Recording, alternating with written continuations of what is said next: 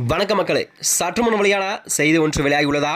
எம்ஜிஆரின் அதிமுக இன்று அமித்ஷாவின் அதிமுகவாக மாறிவிட்டதாம். இபிஎஸ்ஐ அலர் செய்த காங்கிரஸ் எம்பி.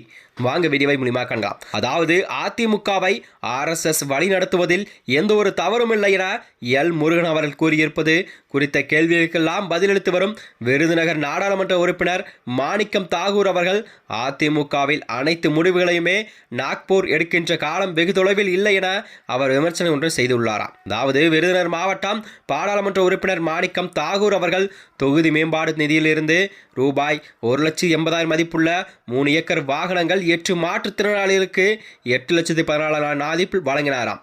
பின்னர் செய்தியாளர் பேட்டியளித்த அவர் அப்போது கூறியதாவது, தாவேகா 2வது மாநில மாநாட்டில் விஜய் அவர்கள் பேசியிருந்து கேள்விக்குறியாகவும் அது பழைய கதை ஆகிவிட்டது. காங்கிரஸ் குறித்து அவர் எந்த ஒரு விமர்சனம் செய்யவில்லையே என்ற கேள்விக்கெல்லாம் அது குறி விஜயிடம் கேளுங்கள் என்றாராம். அதாவது ராகுல் காந்தியின் பீகார் பாத யாத்திரையில் தமிழக முதல்வர் மு.க.ஸ்டாலின் அவர்கள் கலந்து கொண்டது ஒரு மிகப்பெரிய முக்கியமானதாகும்.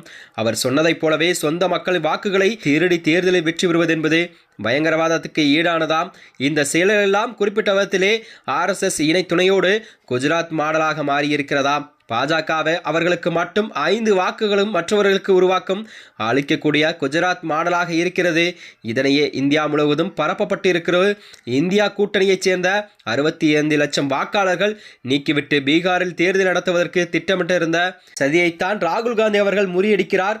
இந்த யாத்திரையில் பங்கேற்ற தமிழக முதலமைச்சருக்கும் நன்றி என்று அவர் தெரிவித்திருந்தாராம். அதாவது பாஜக வெற்றி பெற செய்யும் அமைப்பாக தேர்தல் ஆணையம் மாறிக்கொண்டிருக்கிறதாம். குறிப்பாக சொல்ல போனால் ராஜீவ்குமார், ஞானசேகரகுப்தா ஆகியோரின் கைகளில் இருந்து தேர்தல் ஆணையத்தை விடுதலை செய்ய வேண்டும் எனவும் இந்த வாக்கு திருட்டில் இருந்து இந்தியாவுடைய ஜனநாயகத்தை கண்டிப்பாக காப்பாற்ற வேண்டும் என்று ராகுல் காந்தி அவர்கள் பாத யாத்திரை என்று மேற்கொண்டுள்ளாராம். அதிமுகவை ஆர்எஸ்எஸ் வழிநடத்துவது தவறில்லை என மத்திய அமைச்சர் எல் முருகன் கூறியிருந்தது குறித்த கேள்விகளுக்கு ஆர்எஸ்எஸ் கட்டுப்பாட்டில் அதிமுக இருப்பது என்பதை எல் முருகன் அவர்கள் கருத்து உறுதி செய்திருக்கிறதா?